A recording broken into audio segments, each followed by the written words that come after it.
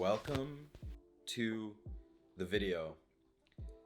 Today I want to talk about gear, which is something you won't really get from me too often, just because I think it's kind of cheap, but I do want to discuss the gear that I've chosen and kind of the state of the gear kind of sector of content creation and cinematography and movie making, because I do think the market is saturated, especially now with the R5s, the C70s, the Sony A7S3s, the Blackmagics, the 6K cameras, the 8K cameras, the 45 megapixel cameras.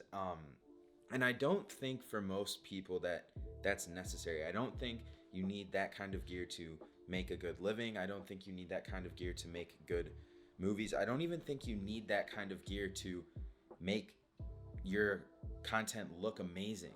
I think though that stuff helps and though that stuff can be important in certain circumstances, I think the most important thing is focusing on, your storytelling, your skills as an editor, practicing those things, and then if you need or want to, enhancing the equipment. But the paradox to that line of thinking that I have is I also do feel like certain gear can help you tell your story in the way that you want to. So I don't feel like gear doesn't matter, but I do feel like you don't need to have the best gear and always trying to keep up with the Joneses in terms of gear. That's stupid. That doesn't matter. So let's talk about my gear and how it helps in my style of cinematography, and maybe I can help you guys through that, give you the ideas that you can use for the type of gear you need for your style of cinematography and movie making and YouTube content creation. So let's get into that.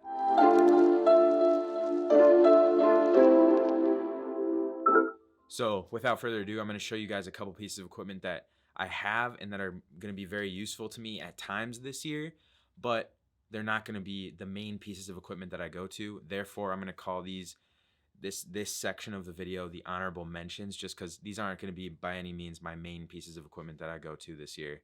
Just a couple that are, like I said, going to be helpful in certain situations.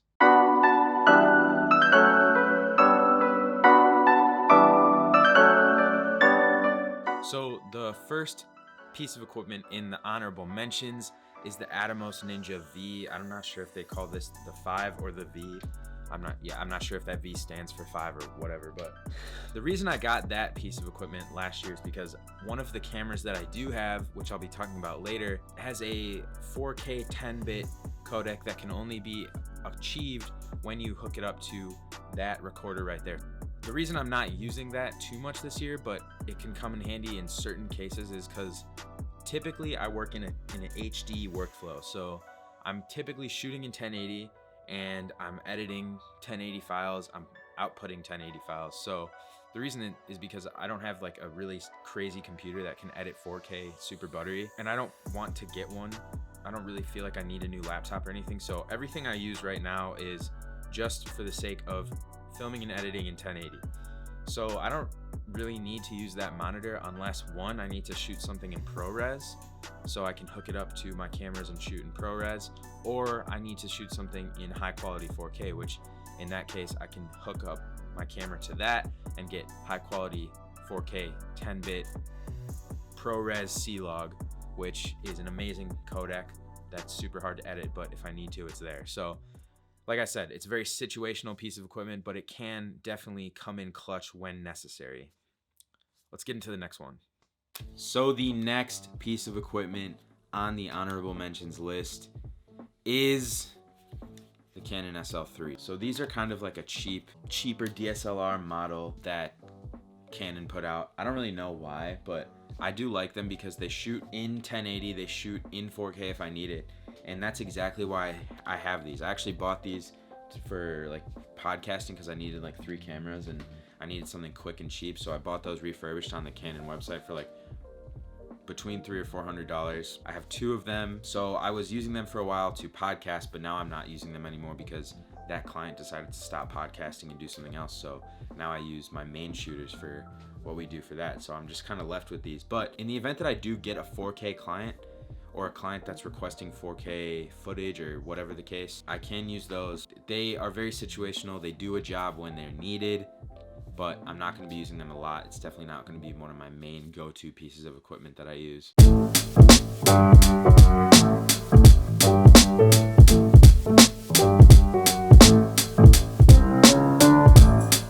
Alright, so now I want to get into the top 5 pieces of equipment that I'm going to be using this year to make all my content. So this is basically going to be my situational B cam. If I'm shooting a video for a client or a documentary or like a sit down talking head, most of the time this is going to be my B cam. Arguably, you could make the case that this is the best camera that I have, like technically, like maybe spec wise. I don't believe so. I think it's a very useful camera and it's a very great camera for my needs, especially because in some cases I need to do photography. If I didn't, I would probably get rid of this entirely and buy another cinema camera. Basically what this camera can do is it is a full frame camera that can shoot up to 4K 10-bit ProRes C-Log 422 externally if I hook it up to this Atomos Ninja, or internally with the right memory card it can shoot 8-bit 4K, and then it can shoot up to 60 frames per second. Typically what I do is I shoot in 1080 with this thing. Like I said, I use a 1080 workflow. I don't use a 4K workflow.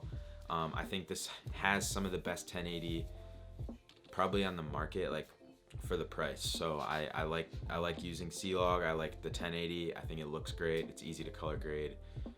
The low light could be better on this camera, but this was a camera that I bought in quarantine to use to shoot my documentary that I'm currently working on now. Long story short, I ended up deciding I didn't want to use it because I figured out that the 4K workflow wasn't for me yet. I haven't graduated to the 4K workflow yet. So I ended up renting a C100 Mark II to be my A cam, which brings me into my next piece of equipment that I purchased to use this year, which is the C100 Mark II. This is the camera that I rented to shoot my documentary that I'm working on right now. We ended up shooting in October. We were supposed to shoot in April, but the pandemic happened.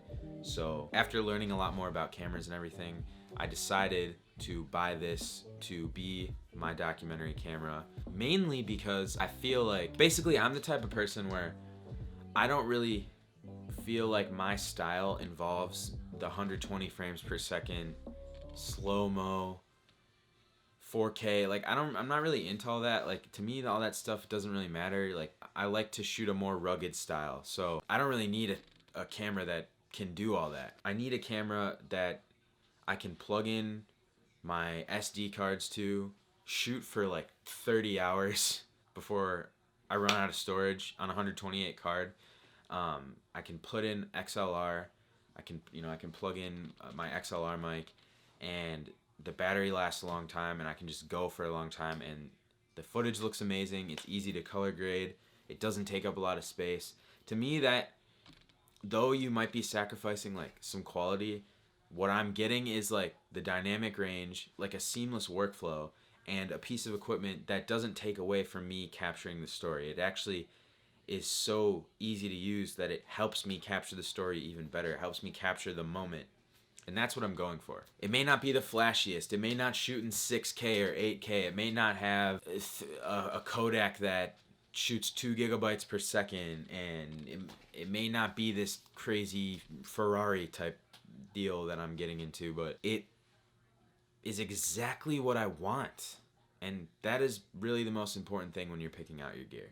So the next few pieces of equipment are more just accessories that are going to be used every time I shoot, but I just want to run through them quickly. So basically we've got 3, maybe you could count 4 of these.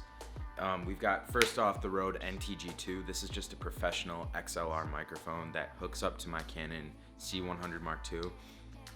The goal with this piece of equipment is to get the best quality audio possible for my workflow. So basically what I've learned is people, aka the audience, will forgive bad quality video much sooner than they forgive bad quality audio. And that makes sense, right? I can look at something and make sense of it if it's shot in 480p. But if I can't hear what's being said, or the music is muffling something, or the background is too loud to hear the vocals of the subject that's talking, it's hard for me to forgive that. I can't make that up in my head to put the pieces together of what's missing. So that's why I invested in this. The next 3 are just various lenses that I bought. Most of the time I'm using 2 cameras, so I needed different lenses to pick through. So I have the nifty 50, which is the Canon f1.8. I got the EF version, and then I bought this Sigma 17 to 50 f2.8 because it's good for vlogging, it's good for videos like this. It has that blurry background, and I can zoom in and out depending on my needs. The nifty 50 was $120. This lens was like $310, which are very cheap for the quality that I can get out of these lenses. So yeah, these are the things that I'm gonna be using this year. Nothing crazy, nothing new, nothing flashy, but I guarantee you I'm gonna make the best content that I've ever made. And this is gonna be a big year for me in improving my storytelling, improving my ability to record well, like my cinematography skills, and just the overall dynamic quality that I can get out of my tools. So I'm super excited, and I'm gonna end the video there. All right, so thank you for watching this video. I'm gonna wrap it up there, but I think the main takeaway, like I said, pick the gear that matters for you, and then after that, focus on telling the stories that you want to tell and stop worrying about equipment. This year I spent working and investing back into the equipment that I wanted to use, and now I'm at the point where I feel like I have all the tools I need and then some.